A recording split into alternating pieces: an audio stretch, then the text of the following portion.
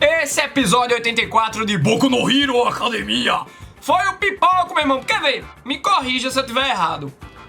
Teve aquele enfrentamento na USJ lá atrás, que o All Might luta contra o Nomu, né? O Nomu de alta classe, o Nomu fortão pra caramba. Aí depois tem um Sten, em que tá lá o Midoriya, ao lado do Todoroki, do Ida, enfrentando o inimigo. E tem os outros vilões que vão aparecendo, tipo o Shisaki, né, o Overhaul. O Deku, ele está sob uma condição, ele tá com a Eri, certo? Pra tá mandando os 100% e sendo apto a enfrentar aquele vilão nas circunstâncias que vimos. E aqui, velho, contra o Gento, é o primeiro vilão que o Deku precisa enfrentar sozinho, ele dependendo dele mesmo. Beleza que ele tem as luvas que a Hatsumi trouxe, mas é a primeira batalha solo do Deku. Vê a responsabilidade. O menino até pensa, eu preciso chamar a polícia, ou os heróis. Não tem ninguém por perto, véio, vai ter que se virar. E o Gento, hein, tá oferecendo um baita desafio para o nosso queridinho Midoriya. Vamos falar disso e muito mais agora. Lembra de seguir o All Blue no Instagram e no Twitter. Também dá like nesse vídeo e se inscreve no canal para mais Boku no Hero Academia. A gente analisa tanto o anime quanto o mangá, mas agora o foco é o anime episódio 84. Vamos embora. O episódio começa com as preparações finais dos alunos para o festival cultural, que começa no dia seguinte às 9 horas da matina. Galera tá empolgadaça e a gente vê o Deku, o Midoriya, recebendo o seu pedido lá da Hatsumi no meio do seu treinamento, as luvas. Quem fica impressionado é o All Might. Caramba, velho, tá tudo tão compacto, tudo tão maleável. No tempo do cara, ele precisava vestir uma armadura. Lembrando que foi um pedido do All Might para o Deku não ficar contando sempre com a luva. Ele também precisa treinar sem esse novo equipamento, porque um dia ele pode estar sem a luva ou ela está fora do alcance e ele precisar lutar com o poder do seu corpício, né? O corpo que está absorvendo aos poucos o One for All.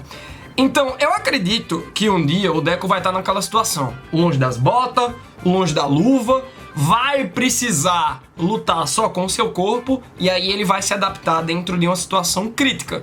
Porque, pelo que eu vejo, ele ainda tá dependendo muito. Pelo menos nesse primeiro ano da UA, ele depende muito dos equipamentos.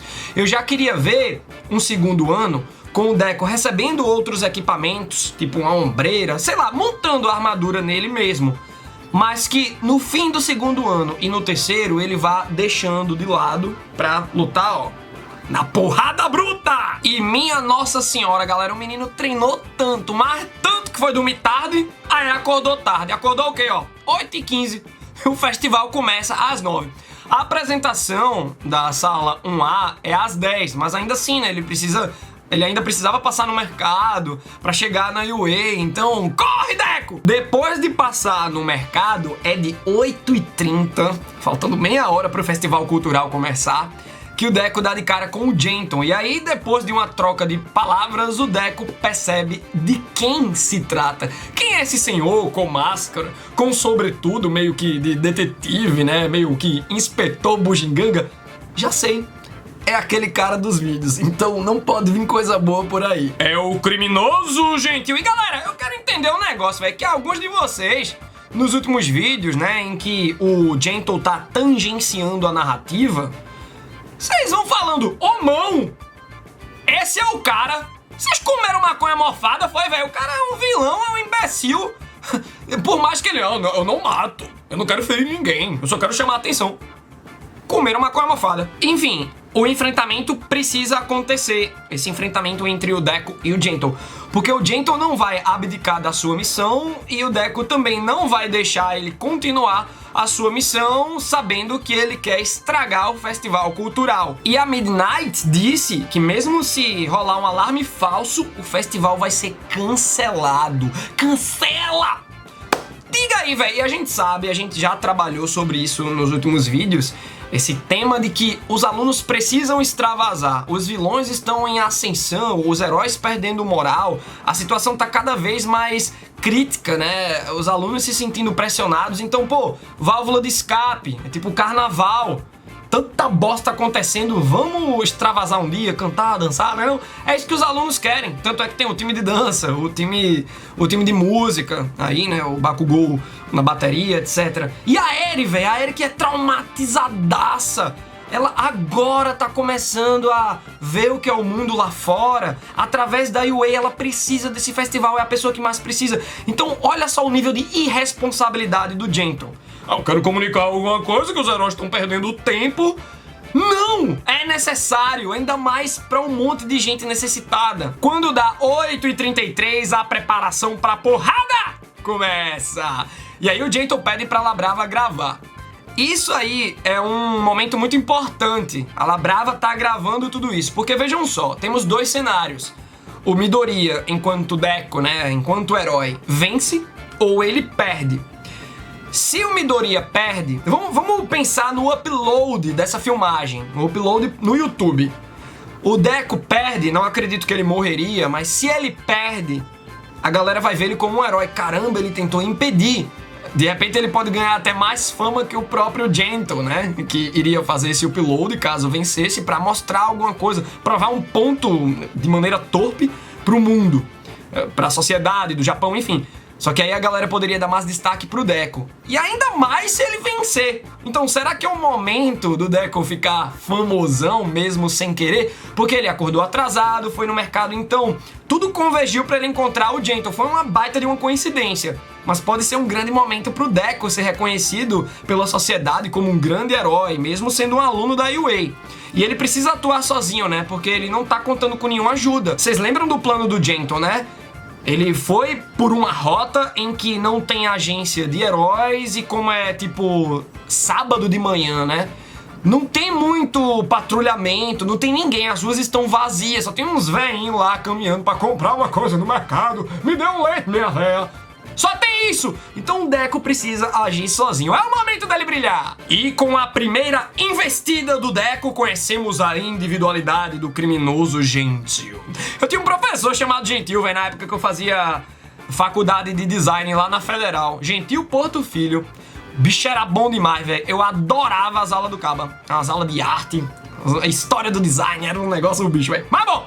Individualidade do Gentle, o criminoso Gentil. Ele pode tornar qualquer coisa elástica, inclusive o ar. Eu fiquei me lembrando muito do fruto do Barba Branca. Eu sei que ele cria terremotos, mas é o fato do Barba Branca criar o epicentro do terremoto no ar. Então é bem apelão, né? O Gentle, ele não precisa de um objeto. Ele pode criar uma camada do nada para o Deco cair numa armadilha, e é isso que acontece. E o rever, viu? É forte. Que pressão, velho. O Deku voa longe e quando volta ainda vem um trampolim. O Gentle, ele aplicou a elasticidade no chão e aí faz o boing. O Deku vai nas alturas, velho. Se ele cair, é morte certa. Eu sei que ele tá com full calm, mas ele vai se agarrar onde? É queda livre. E esse trampolim é o princípio de locomoção da individualidade do Gentle. Ele vai, ó, se propulsionando junto com a Labrava e pegando altura. Ou seja, o Gentle, ele não quer invadir a UA, tipo, escalando aquela montanha, né? Aquelas florestas, os muros. O cara vai por cima, é muito perigoso, é muito fácil do Gentle conseguir esse feito. A situação, nesse momento da batalha, e bem interessante, né, que ela começa na rua, vai para aquele prédio em construção e ainda vai continuar em outro lugar. Mas bom, a situação é, o Deco precisa acertar um peteleco à distância, o que já não é tão fácil, e ele tá em queda livre, o que torna a precisão dele muito menor do que o normal. Mas o nosso Midoriya recebeu dicas valiosas da nossa mestra da precisão, a Ashido. Ela é bastante precisa nos seus movimentos por conta da dança, e ela foi ensinando o Deco a dançar. O Deco, ele pode ter chegado no dia do festival ainda um tanto quanto travado, mas ele recebeu as lições essenciais para poder se superar na precisão. E com o novo equipamento, Oxe, o Deco não só acerta, como sai um tiro de canhão da luva dele. O Gentle até sente, né, o impacto nas costas, mas aquilo até propulsiona o Gentle um pouquinho pra frente. E não é um impacto tremendo ao ponto de fazer o Gentle desmaiar. Então, opa, foi um aviso, beleza, vou acelerar o passo aqui. É aí que o Deco aproveita a chance pra agarrar o Gentle. E aí eu queria saber a opinião de vocês sobre isso, né? Liberdade poética. Ele tava no ar em queda livre. Como foi em que ele quicou pra chegar lá? Então fica um pouquinho mal explicado, né? A não ser que eu esteja me esquecendo de algum detalhe que vocês podem observar aí nos comentários. Agradeceria bastante, né, se vocês trabalhassem essa movimentação do Deco através do ar, porque ele não voa, nem plana, nem flutua, nem nada do tipo. E aí, quando ele agarra o Gentle, os dois caem naquela área de construção que se mostra ser tipo a arena natural do Gentle. E nesse prédio em construção, o Gentle revela que ele é um cara de boas, que ele só quer invadir a UA. Só isso, né, meu irmão? Por isso que eu me estresso com alguns de vocês que vêm aqui. Não, pô, ele é um homão. Homão o quê, meu irmão? Novamente eu digo, é maconha mofada que tá rolando. E ó, galera, esse prédio em construção realmente é a arena ideal pro Gentle. E por conta da sua individualidade, né? Porque ele dá elasticidade para umas vigas e só o que a gente vê é viga presente no lugar. E por mais que elas pareçam moles no bamboleia, no balançar delas, né, com a elasticidade do Gentle aplicada, elas não estão moles. Elas estão duras, tipo, ainda mantém a propriedade do material. O Gentle só consegue movimentar, então se aquilo bate, é pesado. Fora que o Gentle ainda consegue ricochetear uns petelecos do Deco, e ele é bastante preciso nisso, porque ele vai mandando uma elasticidade no ar, que quica para outra direção, para outra e bate no Deco de lado. Então ele tá sendo atingido pelos próprios golpes. Ó, a gente sabe que a batalha mudou de lugar, mas eu acredito que ela não deveria ter saído daí se o Gentle quisesse certeza da sua missão ser cumprida.